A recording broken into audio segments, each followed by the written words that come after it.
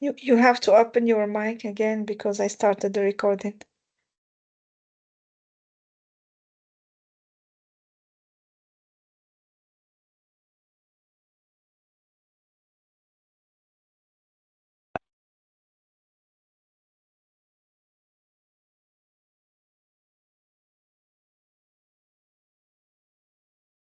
Okay, that's fine.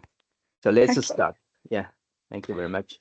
So welcome to this meetup of CLIQ-ai. It has been quite a long time that we wanted to have this meetup, and for different reasons, that has been delayed for quite a few months. So at this meetup, we are pleased to have Amal Zouaq, and also her student who will present part of their work, and also a student of mine, Fengran. And the focus of this meetup is about how to combine non-parametric model or memory with parametric elements information.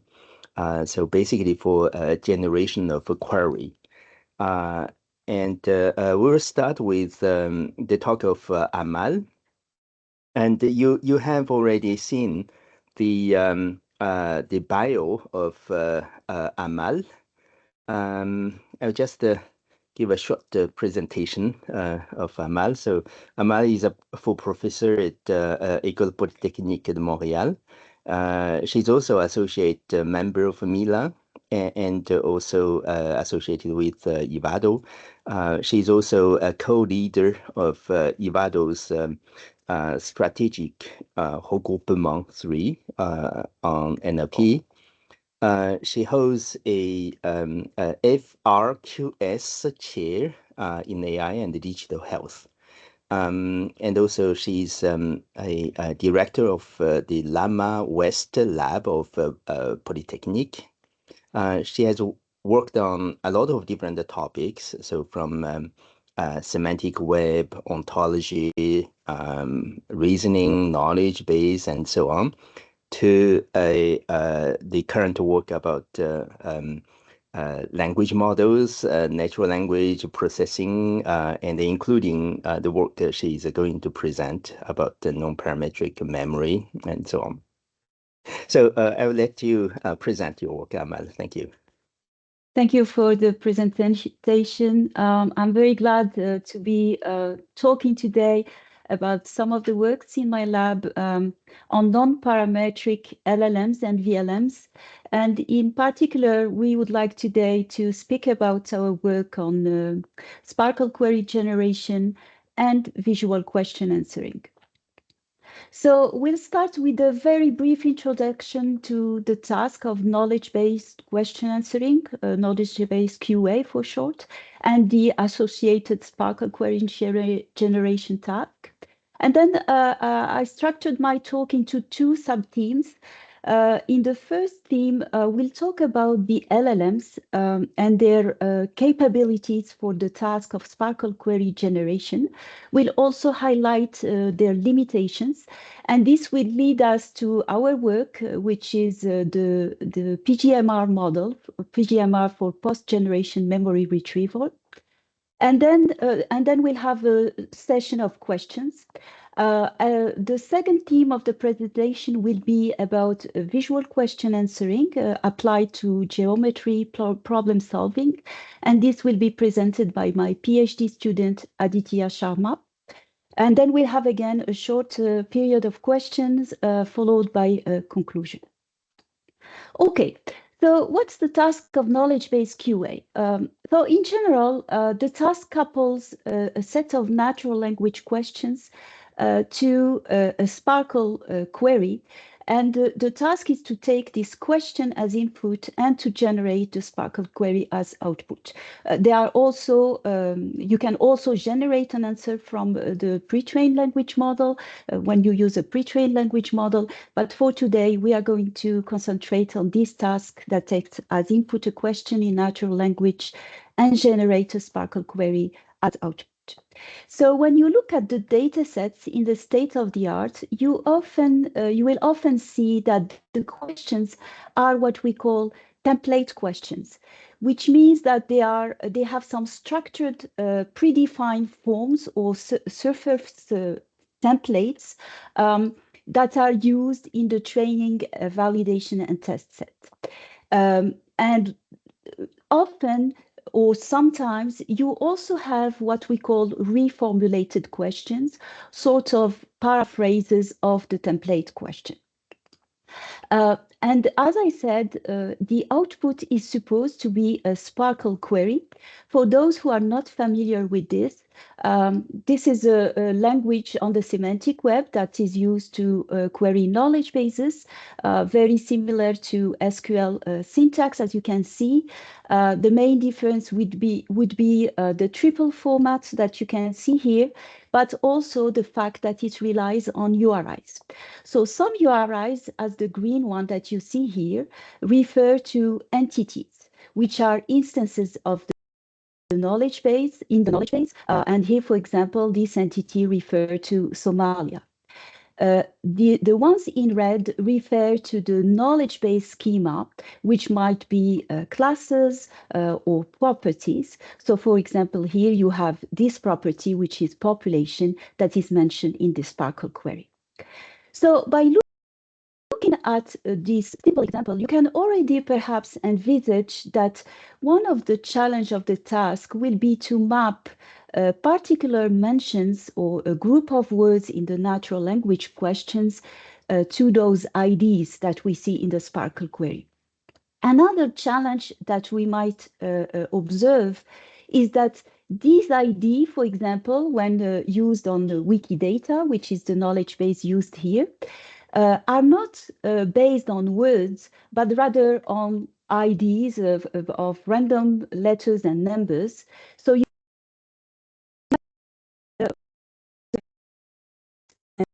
challenge for models such as pre-trained language models and LLMs. So we had this first question when we started this work in my lab a few years back, when pre-trained language models appeared. How do pre-trained language models and more recent LLMs perform on this task of Sparkle query generation? And basically, we take a question and as input to an LLM, and we generate this Sparkle query. And then we execute the Sparkle query over the knowledge base. And the task is evaluated either by comparing the Sparkle query to a gold query, or by comparing the answer returned after the execution of the query to the gold answer. So we did exactly this work of evaluation in a paper with my PhD student, Karou Diallo. This was an IEEE Access publication where we thoroughly evaluated several aspects of natural language to Sparkle query generation. So we used several data sets, but in this talk, I'm going to concentrate on the LC-Quad2 data set because of its reasonable size, but also because it was one of the most complex data sets for this task due to several perhaps more complex Sparkle constructs, such as filter clauses or the use of literals, which were challenging for the models. So that is the reason why I'm focusing on this data set today. In terms of models, we used what might not seem outdated, but what was recent at the time, which were the BART and T5 Smalls models. But we also recently experimented with the most modern LLMs for the task. So you can see here the list of those LLMs. And in terms of metrics, we relied on the Bleu score, which compared the generated Sparkle query to the gold query.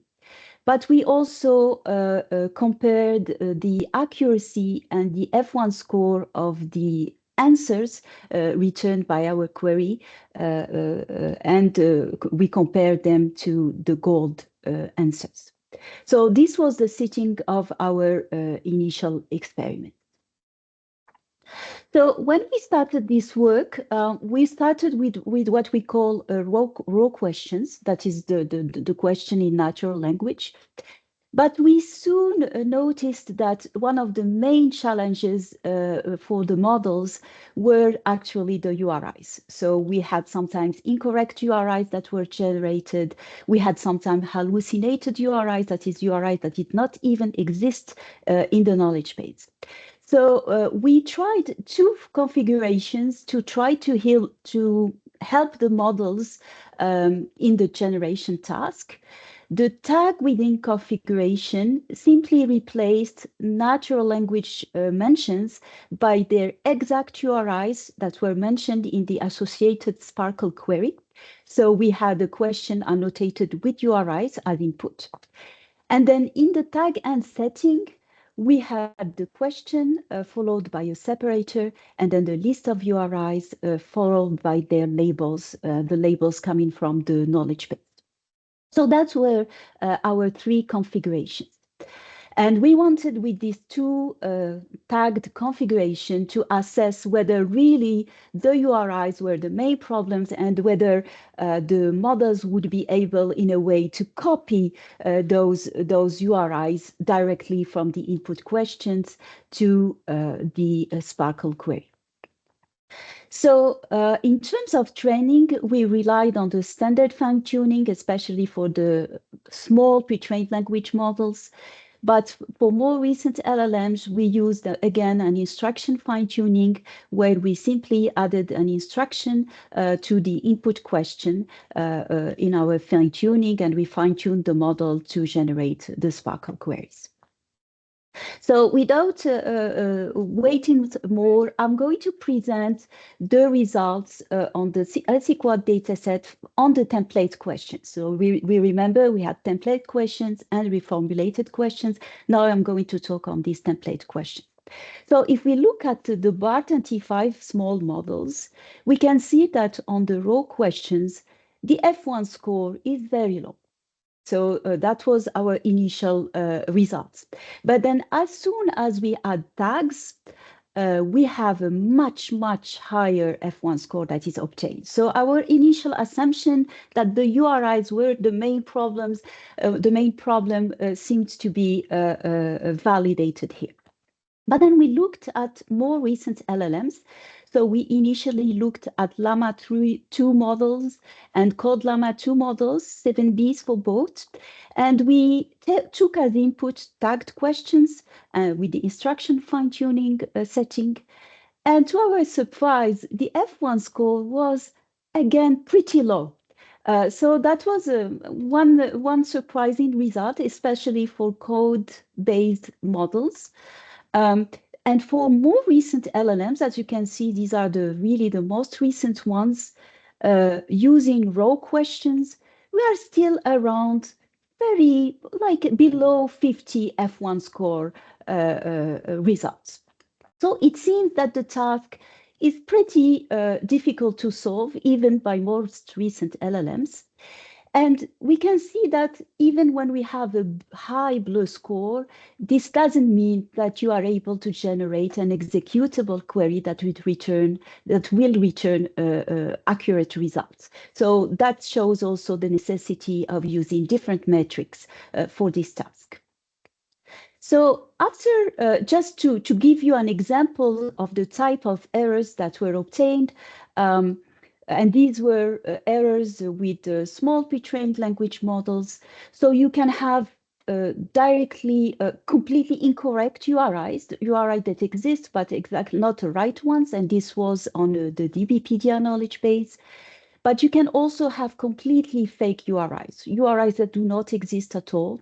We also noticed a lot of, a good proportion of Sparkle errors, simply a Sparkle syntax error. For example, here the where was not mentioned, or the filter clause was replaced by the where clause. Or again, there were some problems with literal values. So this gives you an idea of the type of errors that were generated by the models at the time. So now that we have an idea of the overall performance of PLMs and LLMs on this task, we were wondering how the LLM performed in unknown settings. You're using unknown templates for questions, the reformulated questions I mentioned earlier.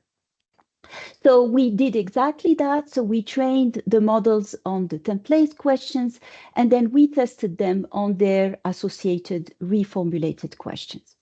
And then here for the small pre-trained language model, which had a pretty high performance in the tagged settings, we can see a huge decrease of F1 score. Here, 58% reduction. And even for recent LLMs, we can see 11 points decrease in F1 score, 45-point decrease in BLEU score when used on reformulated questions. So you might wonder what would happen if we train the models on the reformulated questions as well and test them on reformulated questions.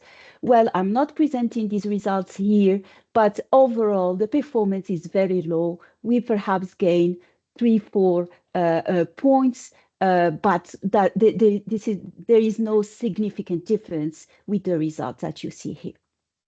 Okay, so it seems that the task is pretty hard for the models, both in template settings and reformulated question settings. So we wanted to check a little bit more what was happening for the URIs. So how LLM perform when they meet URIs never mentioned in the training set. So that's what we did in the following experiment.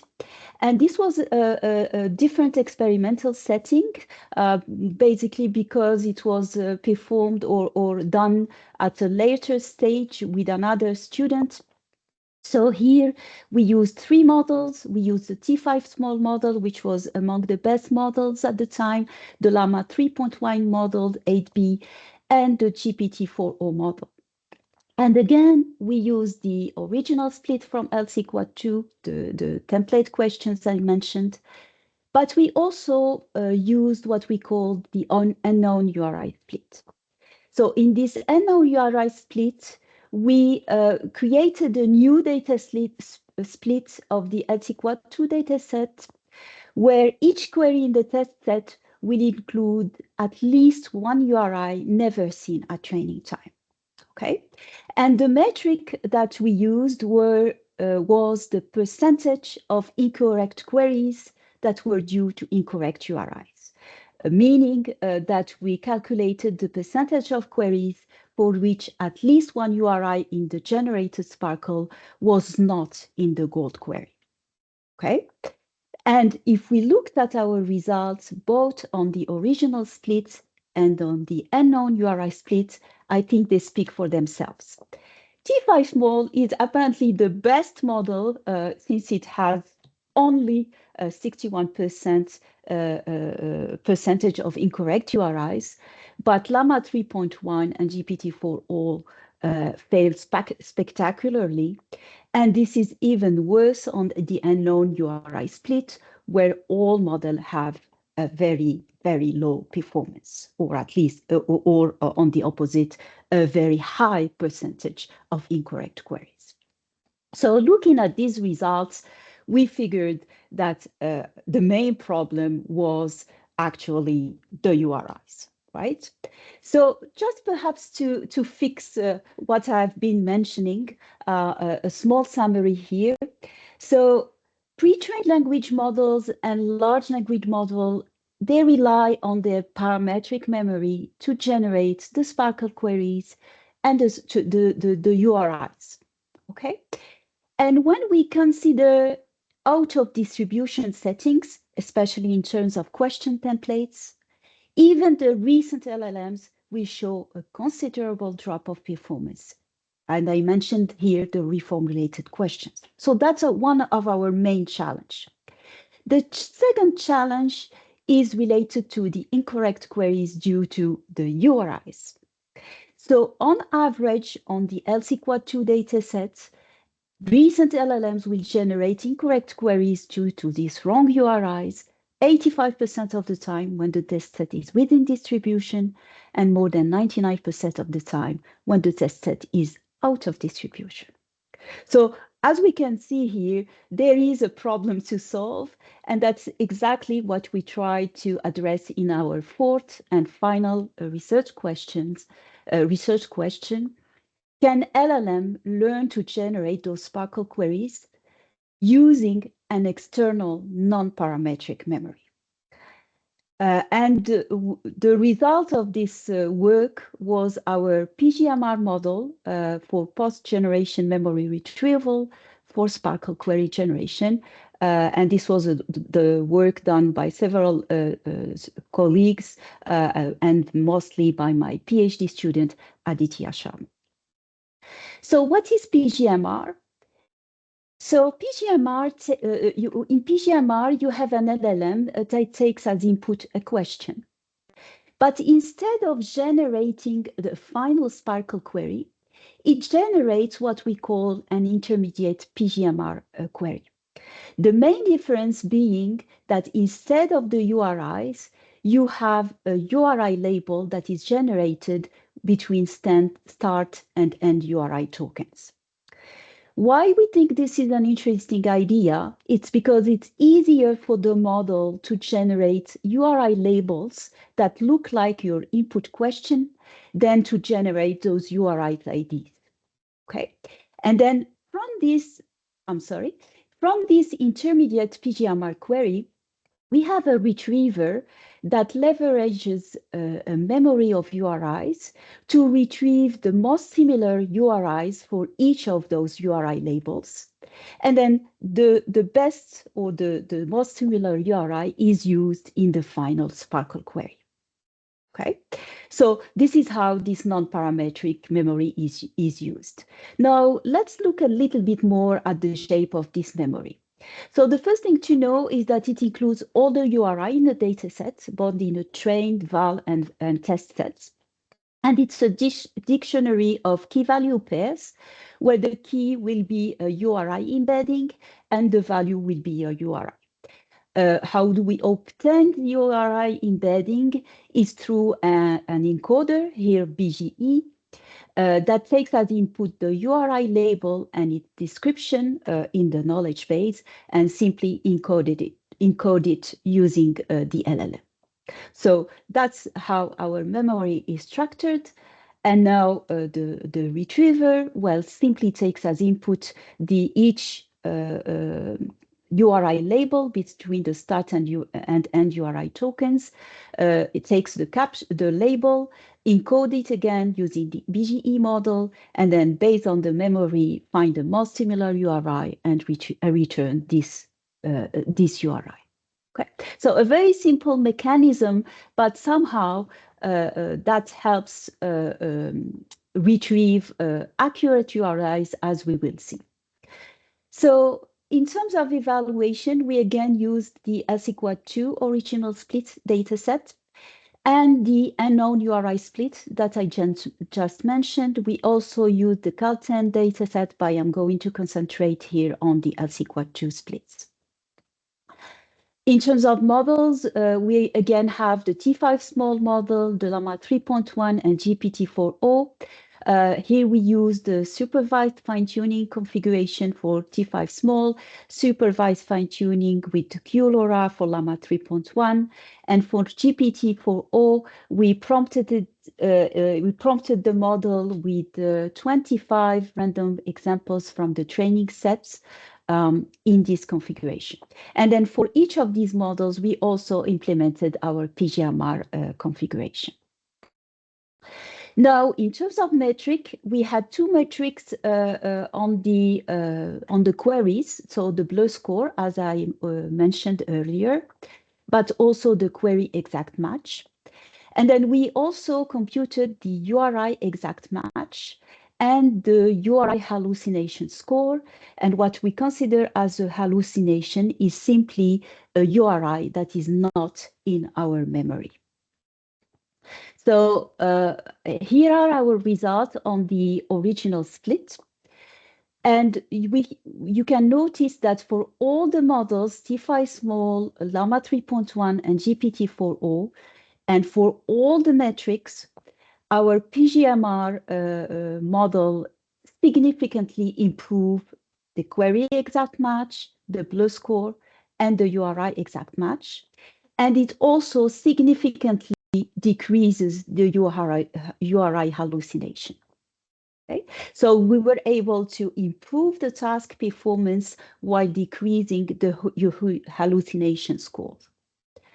Now, when we looked at the unknown URI split, which was more challenging for the other models, we can notice the same performance or the same types of results with an increase for all the metrics, a significant increase, and really a very high mitigation of hallucination to 0% for Llama 3.1 and GPT-4o. And let's remember that this is an out of distribution setting. Okay, so to summarize, I believe that this task of query generation is still not solved. It's still an open problem, especially when we look at out of distribution settings. We have proposed with PGMR a non-parametric memory that was a way to control the hallucinations, and that resulted in indeed a reduction of hallucination and also an increase in performance for the task. And that is probably a mechanism that could be useful for other types of tasks. But to build more robust models, we need also to be able to handle those out of distribution templates and those reformulated questions. And we know that LLMs are very sensitive to variations in prompt. So that's still an open problem. We need also models that are more familiar with the Sparkle query language.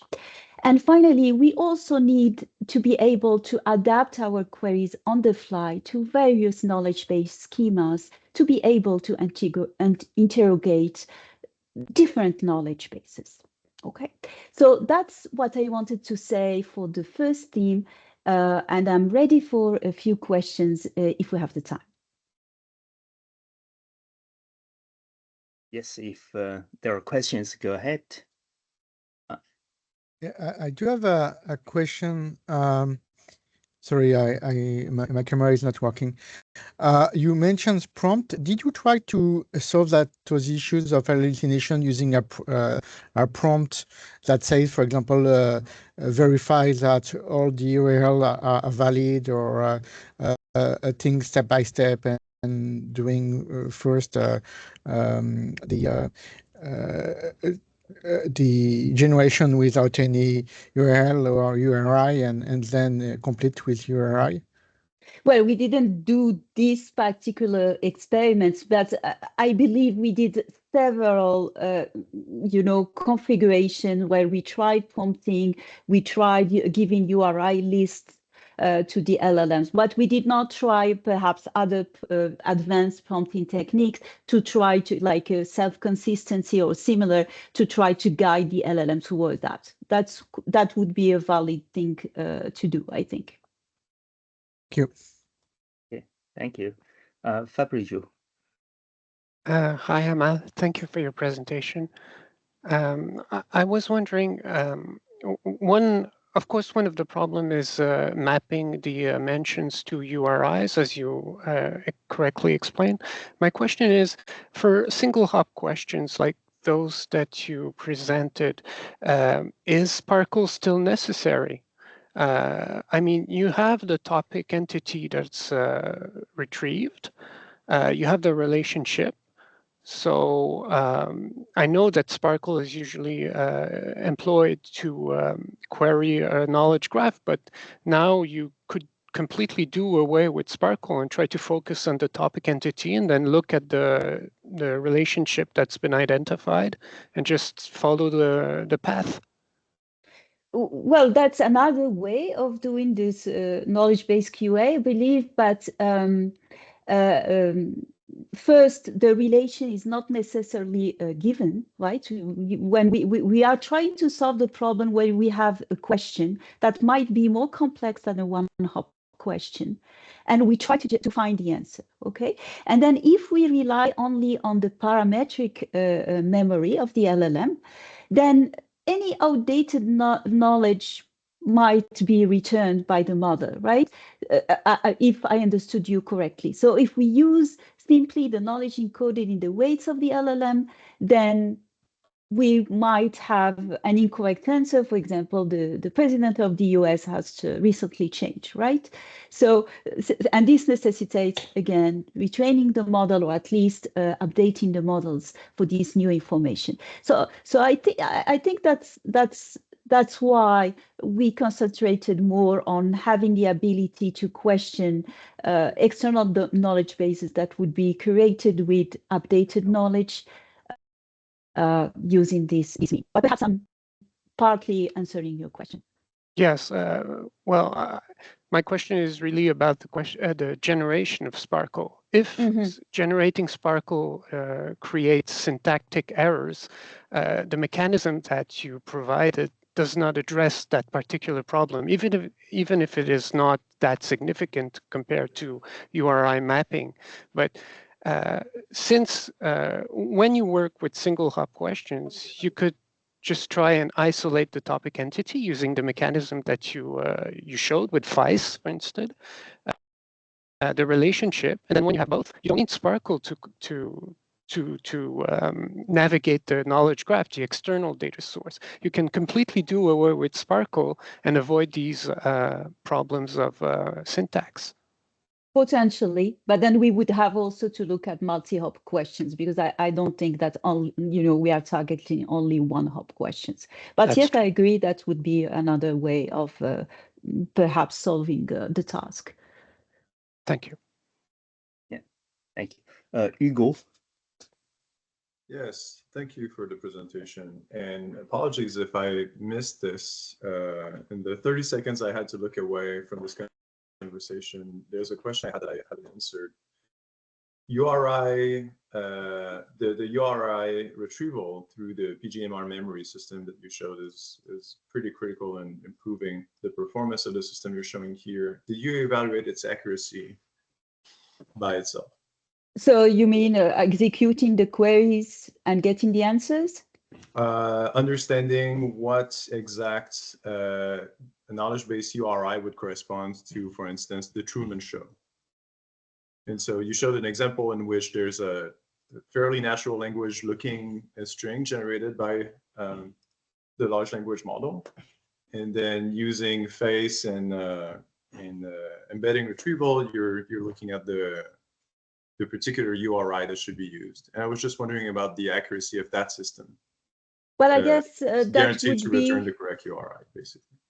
Okay, so I guess that would be our URI exact match metric, where we look at whether the URI were exactly similar to the one that were supposed to be in the gold standard. So you can see here the results, for example, for this metric.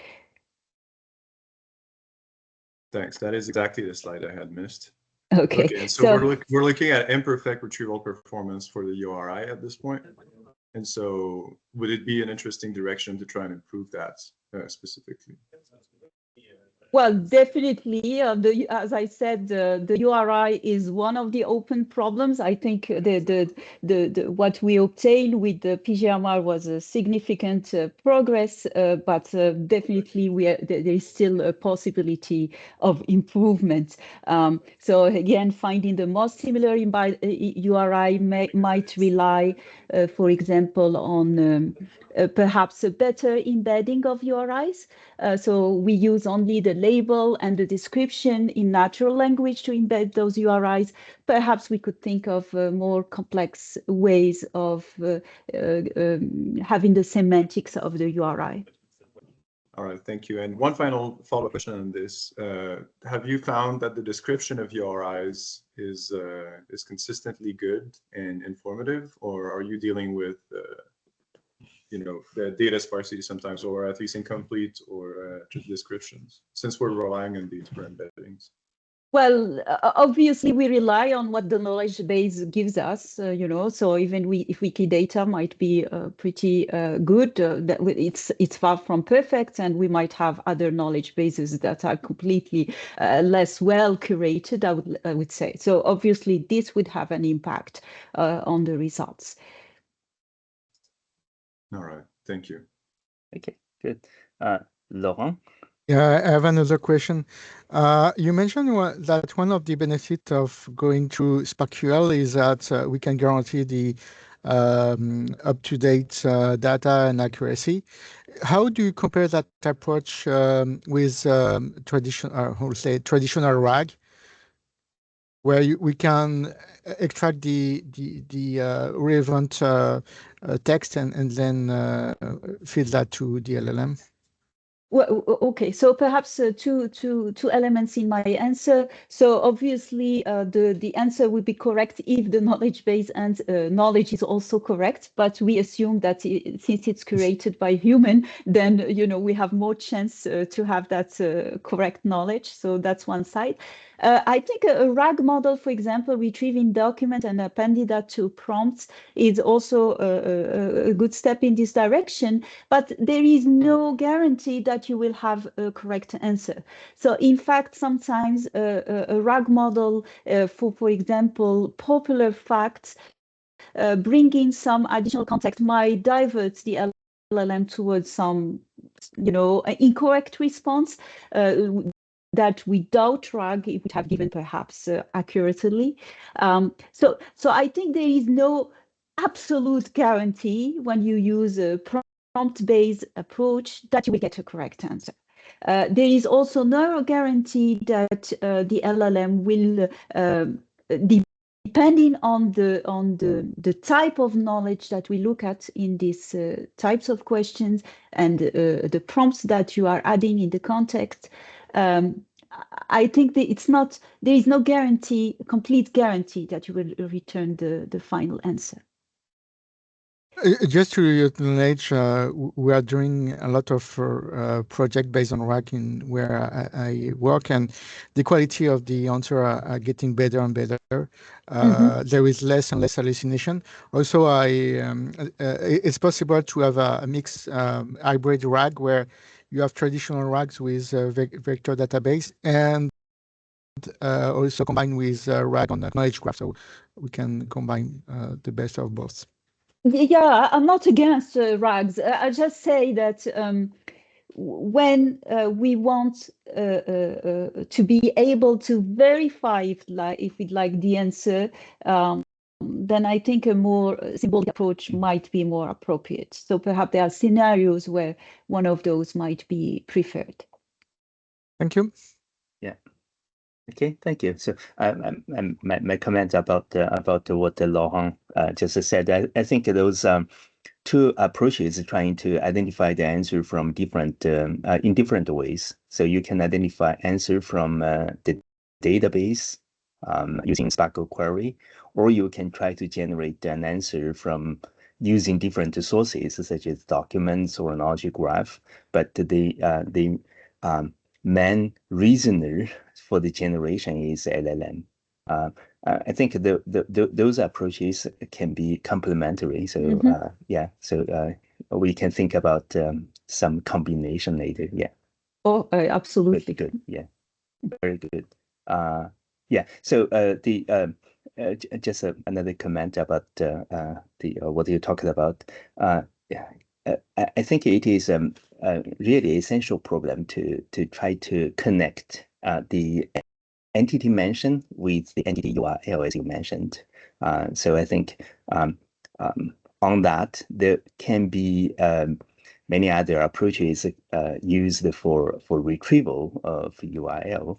And well, this is a problem that is called entity linking in the literature. So there are quite some research work about that. You are certainly aware of that. Yeah. So good. Exactly. Yeah. Thank you very much. So we are moving to the next one by Aditya. Exactly. Please, Aditya, can you share your screen? Yes.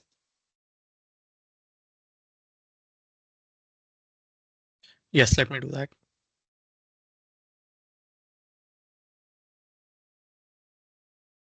Yeah, can you see my screen? Okay. Yes. So you can put on full screen. Yeah. Yes, good. So next we'll be talking about geometric visual question answering using VLMs. And so the task, I'll just go over the task a little bit. And the task is that given an image and a question, an image of a geometry figure and a question, for example, compute the area of a shape given some parameters. And so that is the task, and the model has to give the answer for this. And so a lot of approaches have tried existing VLMs on this task, and with chain of thought based models and like regular generation as well. And the main problems that were encountered were long calculations, where models struggle with unseen calculations. And just recall the calculations from their parametric memory. For example, cos 30 degrees is or 45 degrees has been seen a lot. So that calculation it can get correct, but cos 18 degree or cos 27.5 degrees, it can struggle with that. And wrong formula usage can also be there, where VLMs use wrong formulas for simple operations. For example, area of a trapezoid or something, some similar formula that is not often seen in pre-training. And our hypothesis is that VLMs are not calculating, but extracting from parameters directly. And so our research question for this is that can VLMs learn to solve geometry problems through modular code generation?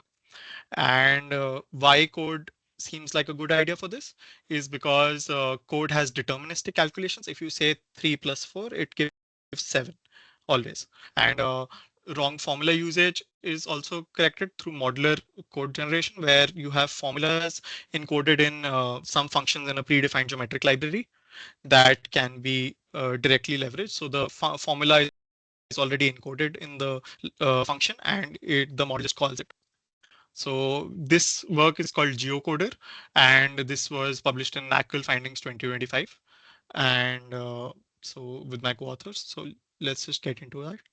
And so the task is to, given an image and a question, the VLM generates code to solve that question. And it leverages a function library that is of this sort: height of a triangle given area, arc length of a sector given angle and radius, and things like that. And it generates code that is of this sort, that leverages functions, and it calculates the final thing as after the execution of the question.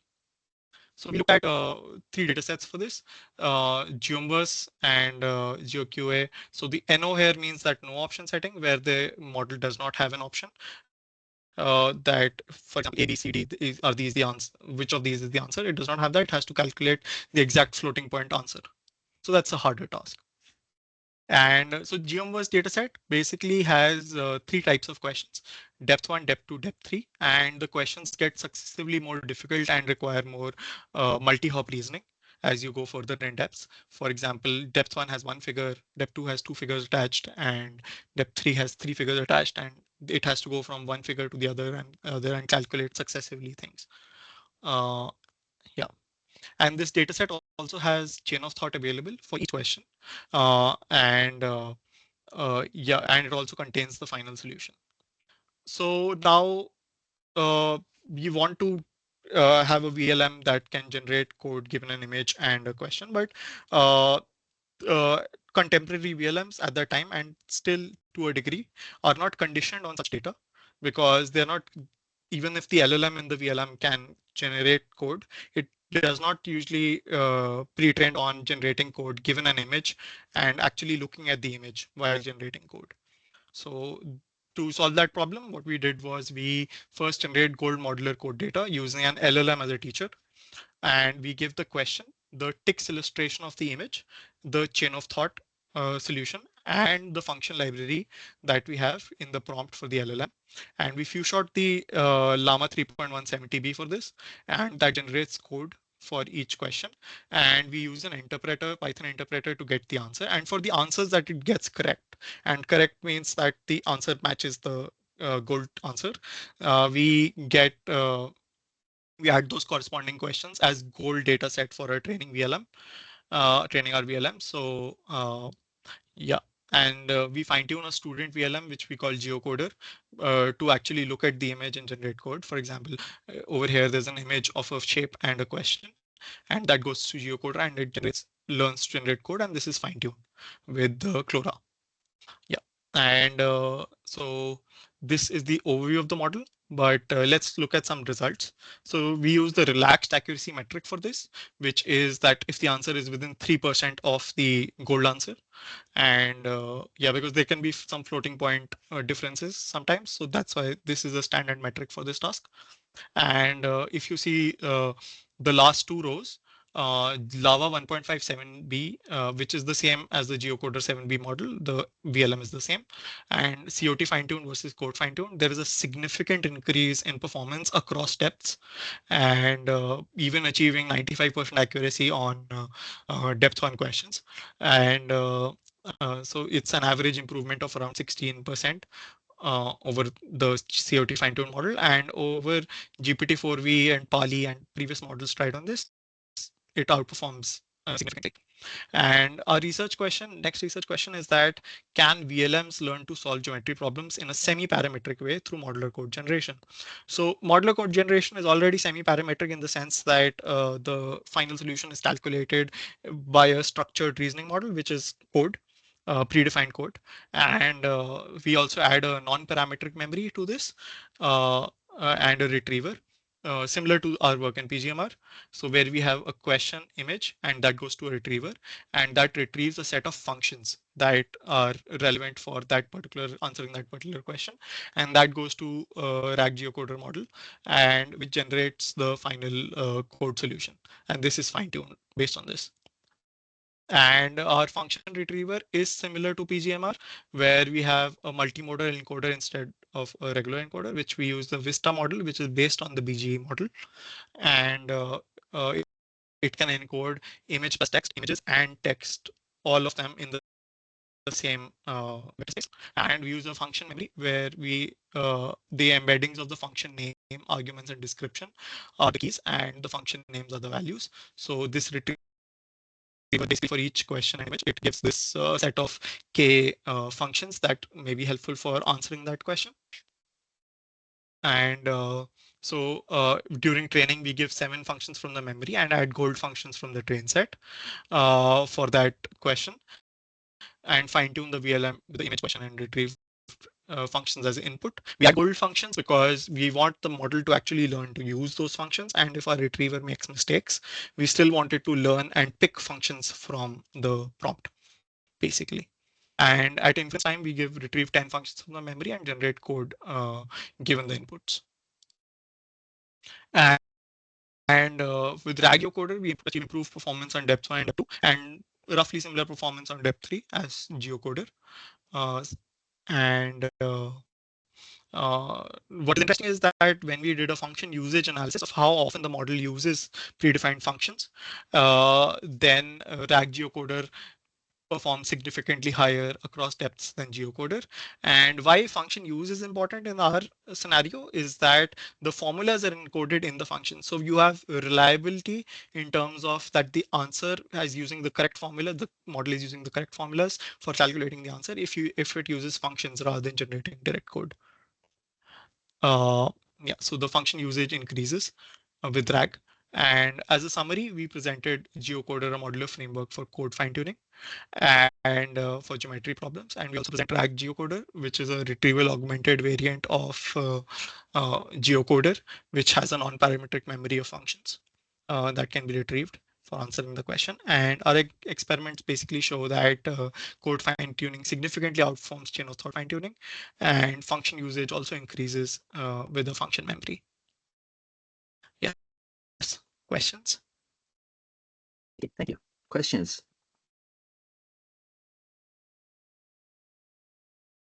Yes, Fabrizio. Thank you for the presentation.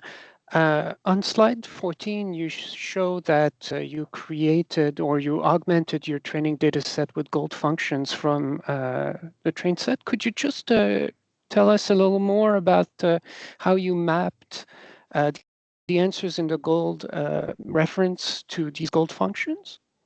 So if you see here, for example, this code, if it was in the gold function, gold code, for example, then arc of a semicircle, we can just extract that function directly by string processing, basic string processing. So we just extract that function and give those gold functions from the gold code, that data we have.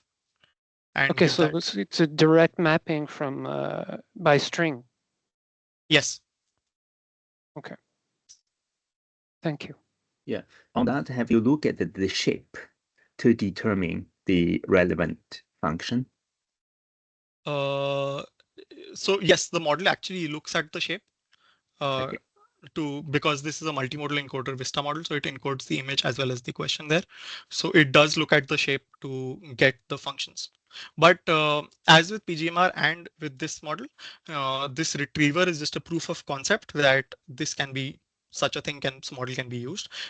But it can be augmented with re-rankers and other RAG-based recent approaches and improved significantly with PGMR as well as this model. Okay. Good. Other questions?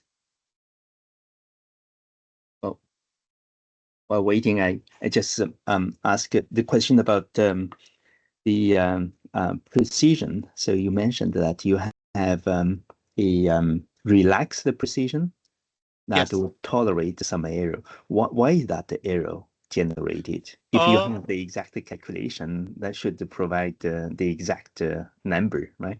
Yes, that is primarily to compare with the existing models as well, because they have used relaxed accuracy there. And another reason is that especially with COT fine-tuned models, and when it's generating those kind of calculations, then it can make floating point errors.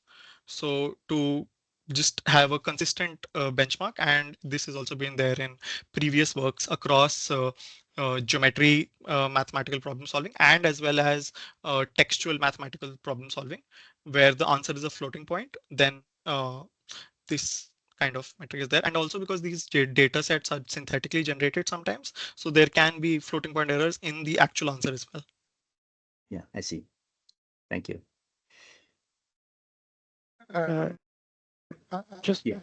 Sorry, I do have another question. So at least one part of what you are doing is to generate a description of the geometrical figure, right? No. No. Yeah. Because here I see that it shows some of the elements of the original figures. Yes, this is basically as an input to the we don't generate a description, we just take that as an input, the figure basically. And if you're talking about this one is over here for generating the gold code, yes, we give the chain of thought directly, the gold chain of thought of the answer, and that helps us significantly to get the correct codes to be generated. And in this setting, we are kind of dipping into the gold a little bit, but it makes sense because this is just to generate the data for our model. This is not actually our model. So because my thought was at least if one part of what you're doing is to extract some properties, those properties can be re-injected as a way to describe the geometry, and then you can use technique like a generative adversarial network, where you can compare what has been generated and reset as an image and compare if it is consistent with the initial description. Yes, there have been approaches that recent approaches that have tried doing that, where they generate a kind of the tick solution directly or something like that, and then they get the answer. They recreate the image and take the image is correct, and then they use that. And that is a very good approach for generating more data. For example, for generating new images and things like that, geometry images and questions for that. But we did not try that because we were trying to basically have the model condition on actually looking at the image, because if you give the textual description as well, it may be biased towards that textual description because the LLM is more powerful than the vision encoder that is trained on real world images. Because the vision encoders are usually not trained on images of this sort. And that is the main problem with such models. Thank you. Good. Thank you very much. If there are no further questions, we're moving to another talk. So the other talk is given by Fengran Mo. So I already presented. Fengran Mo is a PhD student of mine. He's working. Sorry, he's working on conversational IR, information retrieval, and also on RAG. So today he's going to present some work about the query generation using LLM for conversational IR. So it is a different utilization of LLM, as we just heard. So you can have another idea of how LLM can be used for generating new queries for search. Right. So yeah, you can share your slides, Fengran.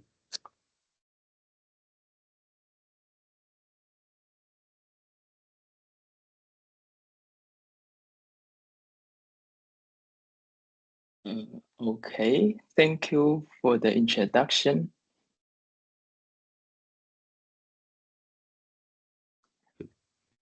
Is it good? Yes. Okay. Yeah, I'm glad to be here to talk about the topic about improving query writing in conversational search using a large language model. So here's the outline of my talk. First, I will give some background knowledge about the conversational search, and then I will briefly talk about the traditional conversational query writing before the LM era. So it is a work called ConverGQR from mine, and then we will convert to the conversational query writing technique at the LM era. And then I will give some conclusion and the future direction. So first is about the background knowledge. The common tool for us for search for information seeking is the search engine. In our daily life, we will input the search query in the search bar of a search engine, for example, the Google search, and expect this search engine can return the relevant information we want. So it is called the ad hoc search in the field of information retrieval.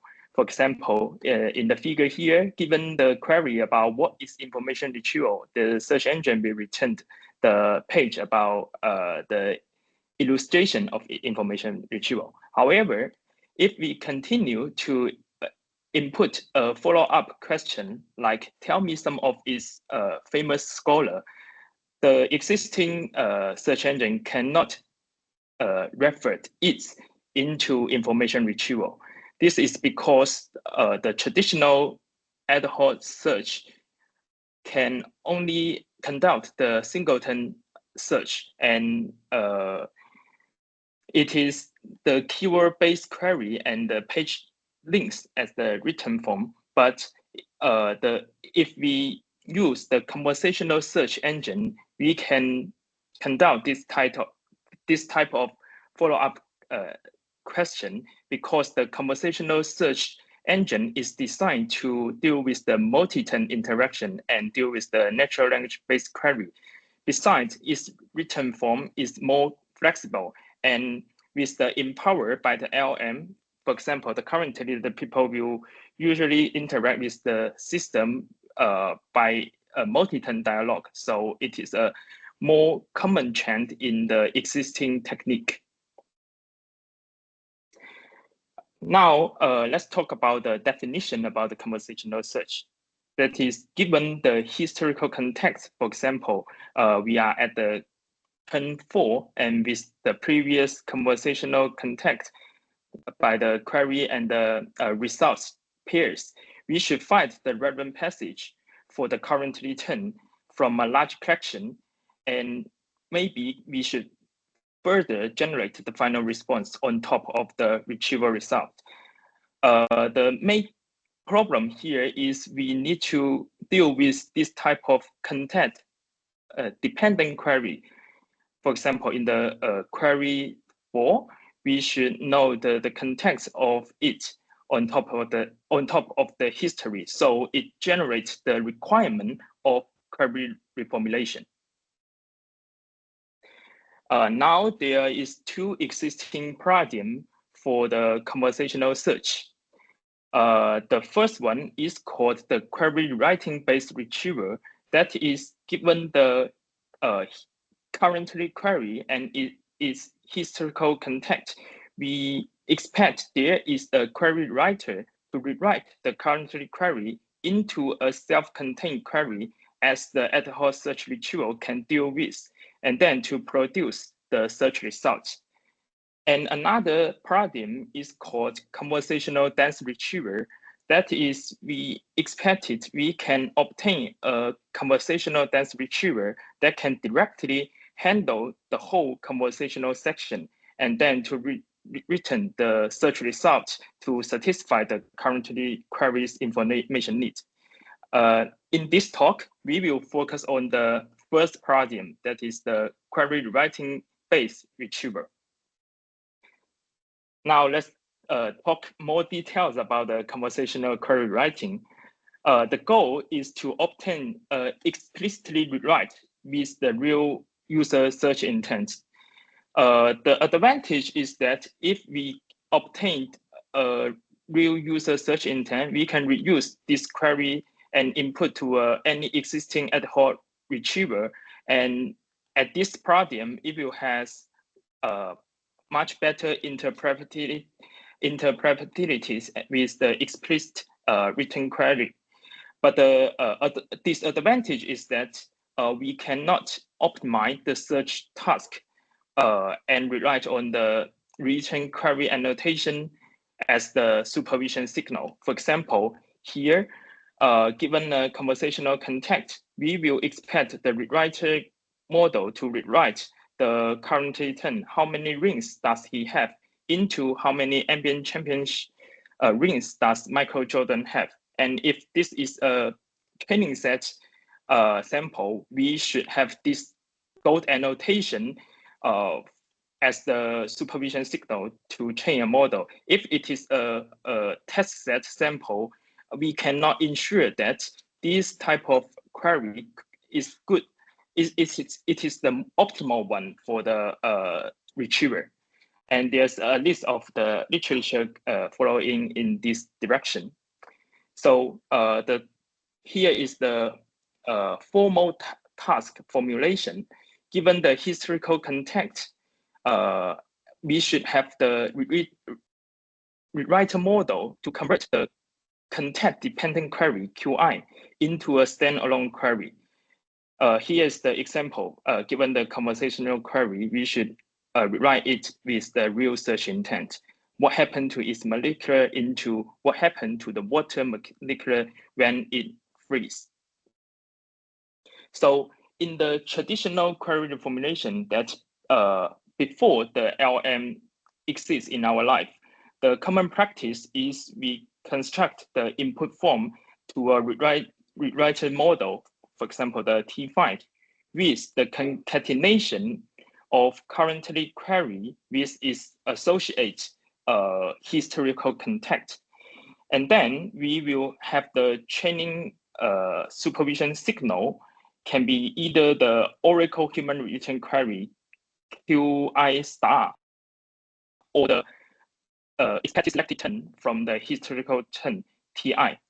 And the objective is to minimize the generation loss, that is input the concatenate reformulated form, the sequence and the supervision signal should be the target.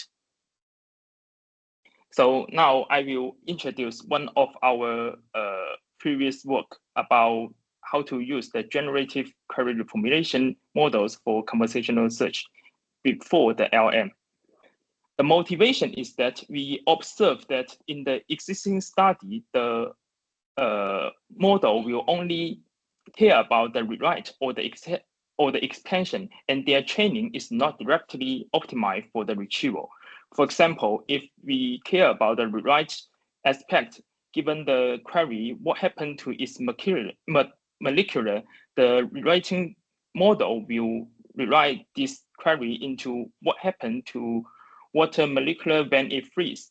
And if it is a select model and solve this written query into an expansion form, it will be rewritten as what happened to its molecular and with 2 additional expansion terms, water freeze. So this is address the problem from 2 different aspects. And our proposed method want to combine the rewrite and the expansion, and also consider the search result while we generate the query. So here is the overall framework of our method. There contains 3 parts. The first part is on the left. This is a T5 model that deals with the ambiguous query. We use the original concatenate input and to input the model and use the Oracle query as the supervision signal to fine-tune this pre-trained language model. And the right part is the second part. It is use the same input form for the model, but change the supervision signal into the gold standard. And the third part is in the middle, that is called a knowledge infusion mechanism that we expect to connect the search and the generation. So in detail, for the 2 different pre-trained language model, the fighting goal is different. We use the Oracle human written query as the supervision signal for the first PLM, and use the gold answer as the supervision signal for the second pre-trained language model. The key point is to generate the potential answer as the expansion part. The assumption is that we expect the generated answer could be part of the content of the relevant passage, or it can be co-occurrence with the relevant passage. So based on this expansion part, we can have a higher possibility to find the relevant passage. And the second mechanism is called the knowledge fusion, that is trying to connect the search performance with the generation fine-tuning.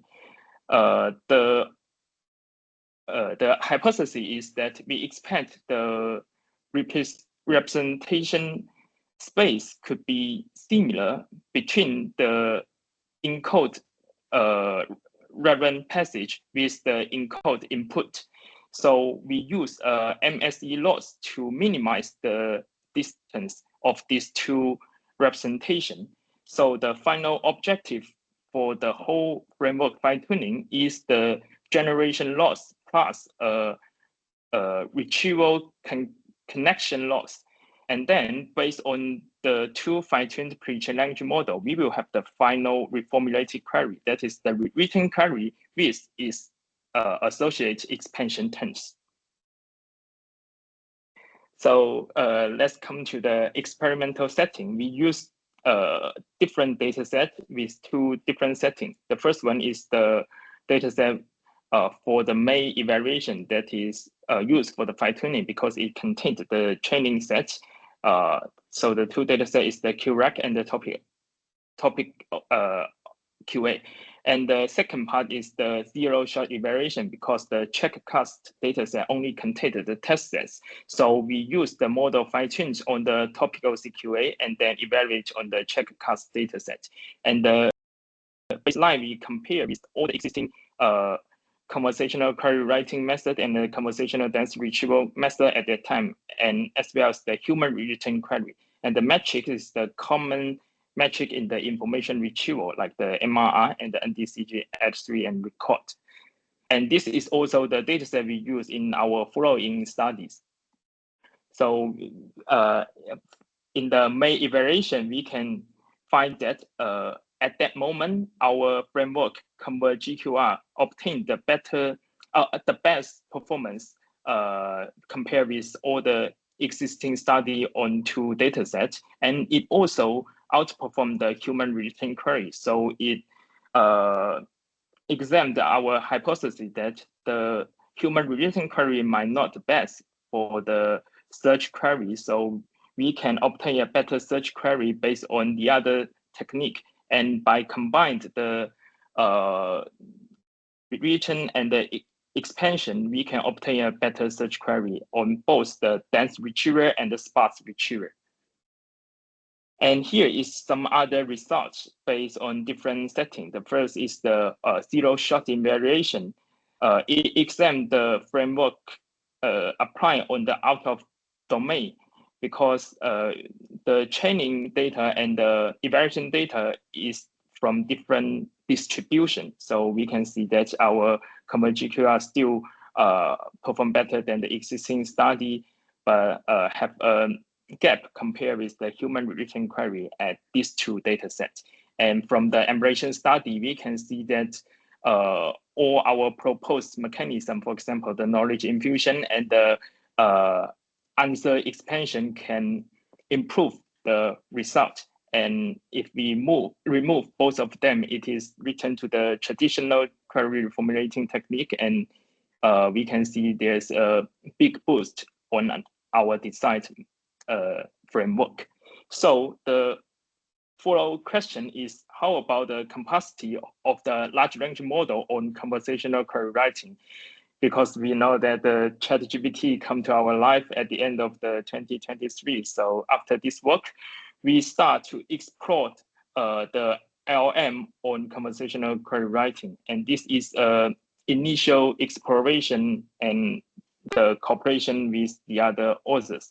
The motivation is quite direct and simple. That is, we direct prompt LLM. It is the ChatGPT 3.5 at the moment for both query writing and the query expansion. The query expansion is the directed answer from the LLM, and we design a different method to implement this motivation. That is, we given the context and the question, we generate 5 different rewrites and the response. And for the generation of the rewrite and response could be generated at the same time or separately. So we have 3 different prompt strategy. And then based on the generated query and its response, we try some aggregation mechanism to aggregate the representation of different rewrite and the expansion. And based on the aggregation representation of the search query, we conduct the information retrieval from the large collection set by the dot product. And we can see that this simple kind of prompt engineering method obtain a really good result compared with the non-LLM method. So it indicates the potential of LLM in conversational search. So follow this observation, we continue to explore our further study. That is the one just accepted by the NLP last year, called the contextual history enhancement for improving query writing in conversational search. That we try to adapt the large language model to conversational query writing instead of directly use the LLM for rewriting. So the motivation is that we observe in the original conversational history that in the existing dataset, the query and the response are usually short and not contain a lot of information. So we want to use the LLM to produce the enhanced history through its parametric knowledge. for example, we can extend the response in the conversational history rather than just present an entity. We expect that we can generate the better written search query on top of this enhanced history. And we design several strategies to generate different type of the written query. So the first step is how to generate the enhanced history.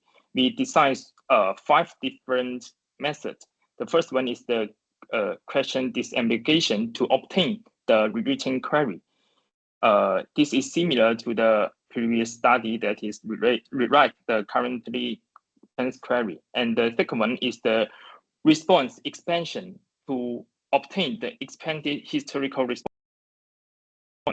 This is to expand, for example, currently is on the turn 4, we expand the turn 1 to the turn 3 response by the knowledge from the LM. And the third one is the pseudo response generation, that is to obtain the pseudo response for currently turn. And the fourth one is the topic switch detection, that is we ask the LM to detect whether there is a topic shift on the currently turn.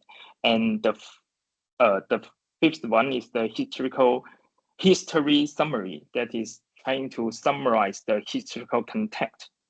And based on these 5 different prompts, we obtained the enhanced history. Then we designed 3 different written query generation mechanism based on different motivation. The first one is we called ad hoc query writing. That is, we leverage the enhanced history for the query writing. We expect that the written query can be enhanced with different aspects because the informative expanded response enhanced by the knowledge from the large language model. The second one is called search originated fine-tuning small language model. This is designed to reduce the high cost by directly using the LM during the inference stage. So we leverage the LM generated query as the supervision signal to fine-tune a small language model-based query rewriter. And this is similar to the idea of distillation. And the third one is the retrieval fusion. The assumption is that the written query generated by different methods would cover different aspects. For example, the query generated by these 2 different strategies would have different aspects. And if we can fuse them in a suitable way, we could have a better retrieval performance. So for the first strategy, ad hoc query writing, also called the CLIQ-ai in the paper, there are 3 steps. The first one is we check whether the topic switch is existing in the current turn. If so, we will chunk the history and only apply the first 3, the query disambiguation, the response expansion, and the pseudo response configuration on top of the truncate enhanced history. Otherwise, we will apply these 3 mechanisms on top of the original query and then follow the history summarization with the enhanced history and use the result as the input for the retrieval model. Here is the example.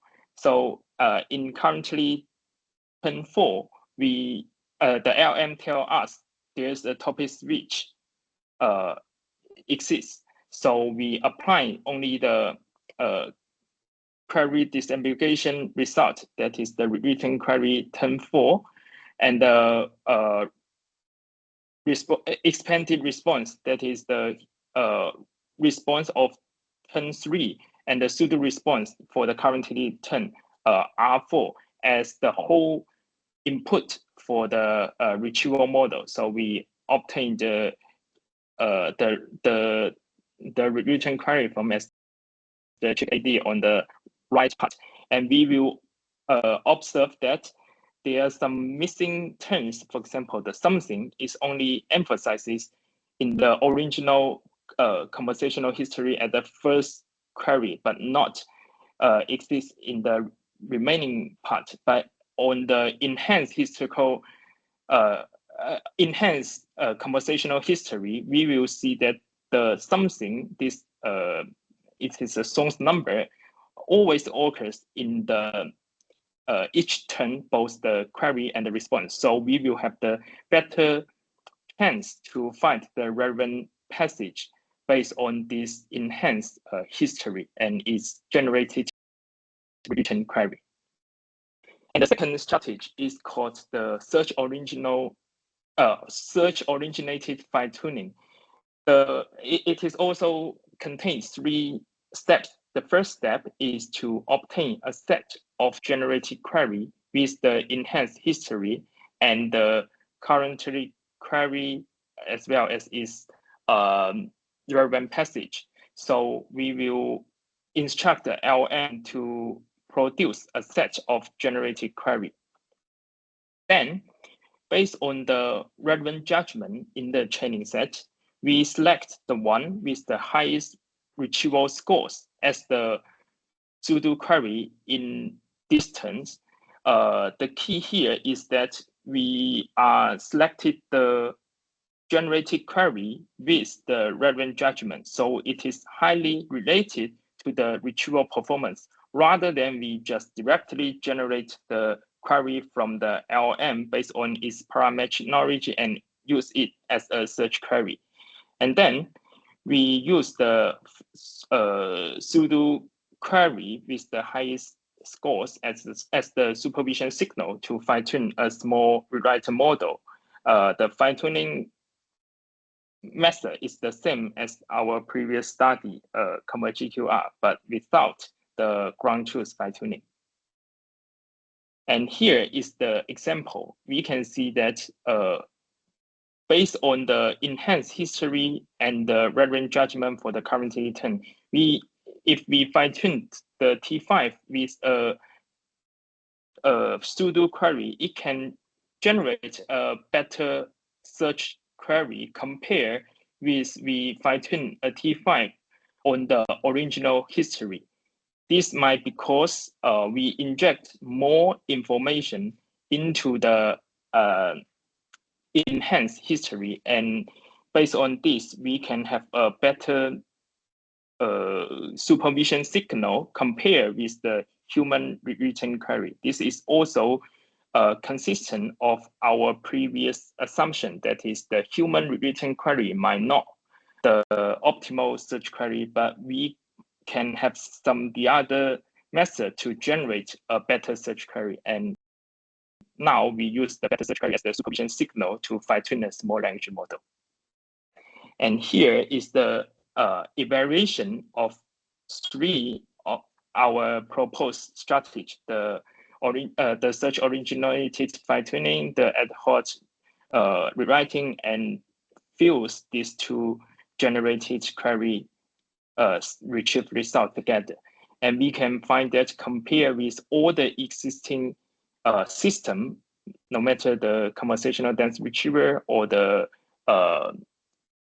conversational query writing, and either the LLM based and the non-LLM based, we obtain the best result on the topical CQA dataset, and also have a very good result on the CLIQ dataset. But we also find that on the CLIQ dataset, the search originated fine-tuning cannot have a better performance.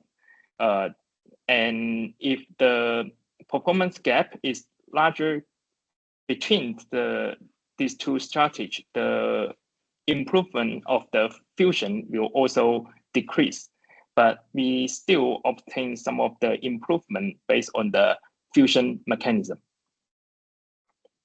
And here is the 0-shot result compared with all the LM-based methods on the CAST dataset.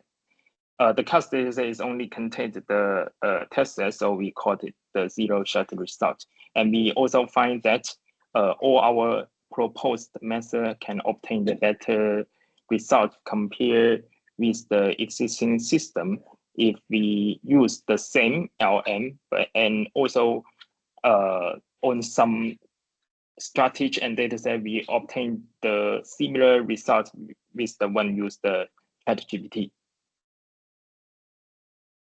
And here is the other results. The first one is the emulation study on the historical context. And we see that by using different large language model and applying our strategy on both the original history and our enhanced history, we obtained the improvement on all different type of LM. So it means that our strategy can be adapted to any LM. And the second observation is that we can improve the open source large language model on part to the closed source ones, for example, the ChatGPT, by using the enhanced history. That is said, we use the enhanced history on the Llama or Mistral, we will have a similar performance to the original history with the ChatGPT. It means that the enhanced history do include some useful information and feature to help us to generate the better query. And this is the emulation for on the different component. We can see that both the enhanced history and the a set of generated query and the relevant judgment can improve the search results, search originated fine-tuning, and the different prompt to produce the enhanced history can also have their effectiveness from different aspects. So now I will give some conclusion and the future work on this direction. The first is that the LM can help us with multiple purpose, but should be adapted to the search task if we want to use for the query generation or something related to the information retrieval. The LM can help us to do the query writing, generate the possible answer based on their parametric knowledge, to do the summarization, extraction, or the topic detection, and even generate the training data, for example, the pseudo query for training a small model. But the key is that how to use this generated content to connect with the information retrieval, because the information retrieval is not conducted during the large language model pre-train. And the second conclusion is that I want to share some of the observation from my side. That is, the people might interested in does large language model solve conversational query writing, because currently the large language model is so powerful, and in our daily use, we will feel like it can already solve this problem. But the answer is that it can indeed solve some simple omission or co-reference linguistic phenomenon, but for some more complex situation, for example, if the conversational if the conversation is really long, or it contains complex topic switch, that is within the conversation, there are multiple topic the people are talking about, or the queries are always required to the listening. In this scenario, the LM cannot solve them under the conversational scenario. The problem might be attributed to the long content capacity. All those, the existing LM always claim that they have a really long token support for the long context modeling, but the experimental in the downstream task are always suggest that they do not have that powerful denoise ability. The long content capacity is only exists in the traditional language modeling task, but if it is applied to the downstream task, we still require the other mechanism to do the denoising or further adapt with the downstream task. And for the future potential direction, the first one is that about the efficiency or the other adaptation mechanism, that is directing using the LM in inference stage for the query generation is still infeasible because the inference time and the high cost in the practical situation. So we might need to apply some mechanism, for example, the distillation or some compression mechanism to improve in this site. And the second one is how can we adapt the rewritten query with different retriever?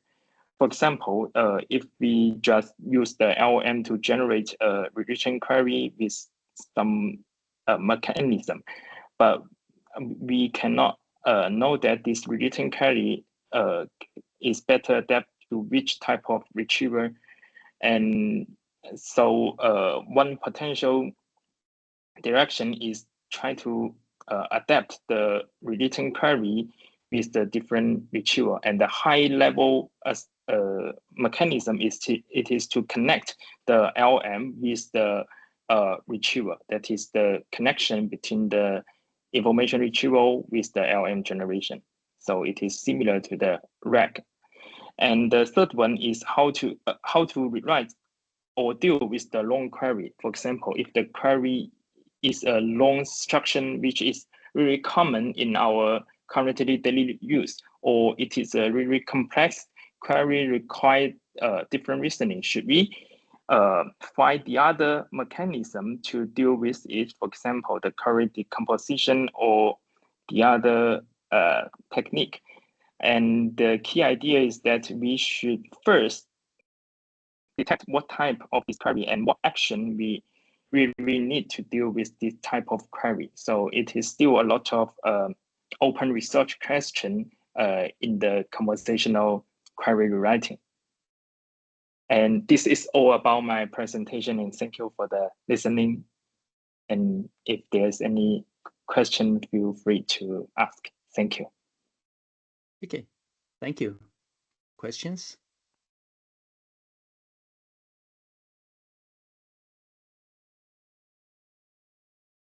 Yes, Fabrizio. Thank you, Fengran. As always, very impressive work. You know, you presented a lot of mechanisms on the query, which involve some processing, sometimes significant processing. So could you tell us a little about the time that it takes to perform these operations? Because when someone submits a query, they expect a solution fast, or at least reasonably fast. So I'm wary of the number of operations and post-processing that is performed on a conversation. When you compare your method to others, maybe it would be interesting to also compare the delays that this post-processing incurs. Thank you for your question. Yes, this is a really valuable situation we need to consider. That is also related to the first future work, that is to consider the efficiency during the inference stage. So compared to our method, for example, this one, the CLIQ, we have two different steps. The first step is to produce the enhanced history. So at that step, it is not related to inference. So the efficiency would not be a problem during the user usage. And then let me check, sorry. And then this is related, the inference efficiency is related to this strategy. That is, once we have the enhanced history, how can we produce the rewritten query? So it depends on how you decide the prompt. The latency is related to how many times you need to call the LM. And if we can call the LM one times with 5 different expected results, then the latency is related to how long is the generated results rather than the calling times. And if we can find the mechanism to distillate the large language model into a small one, so it is also not related to the efficiency consideration in the inference time. And most existing study will not compare the efficiency in their proposed methods. That is because the effectiveness is still the common focus in the study, but we should consider some comparisons based on the efficiency side. Yeah, thank you. Thank you, Fengran.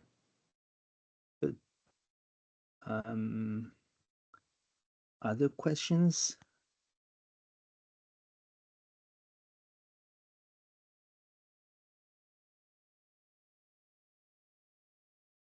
No, we don't have other questions. So well, we maybe, have, I'm sorry, Jin. yeah, go ahead. Fengran, maybe just a quick precision. Often you presented the results of CAST 19, 20, and 21 data sets. We all observed that there was a significant drop between 19 and 20, and then it goes back up from 20 to 21. What explains that lower performances on CAST 20? Is it something specific to that data set? This is a good question. Each year, the CAST will design the data set with different aspects. So compare with the 19 and the 20, the differences is that the topic of 19 is more difficult and it contains the response for each query return. So we can consider that the difficulty of the query is more difficult in the 20 compared with the 19. And the comparison between the 20 and the 21, the difference is that the 20 is designed originally for the passage retrieval, and the 21 is designed for the document retrieval. So the people will usually still convert the 21 into a passage retrieval. They will separate the document into different passage and still use the passage retrieval mechanism, because the people are still using the traditional dense retriever with the limitation of the input token 500. So in the evaluation of the 21, we will consider if we retrieve a passage is from the gold document, we will think this retrieval is success. That is incommonly why the 21 is perform better than the 20. So for CAST 20, the bigger problem is really the complexity of the query. Yeah, it is. What could you give us an example of the complexity? What we mean by the complexity of a query? I know it's a general question, but the performance drop is so significant that it's interesting to know the difference between a simple and a complex query. Okay, this is good. I cannot make a concrete example here, but what I keep in mind is that in the 20, there are a lot of topics which compare with the 19. And this is similar between the 20 and the 21, but the main differences of the performance between 20 and 21 is the evaluation standard. So the complex query can relate it to the longer conversation, and there's multiple subtopic within a conversation. That is what I mentioned in the conclusion. And if the currently query retrieval is related to is corresponding history with multiple topic, the LM for directly query generation will also contain a lot of noise. Thank you. Very clear. Yeah, by the way, the complexity is not about the question alone. It is just a difficulty to retrieve information about the query, about the topic. So that's the difference of between different years of CAST. So it is not about multi-hop reasoning. There is no reasoning there. It is a traditional information retrieval, but in the conversational context. I have one question in the chat. Jeremy, do you want to say, or I can also ask? So the question is whether it is about the semantic.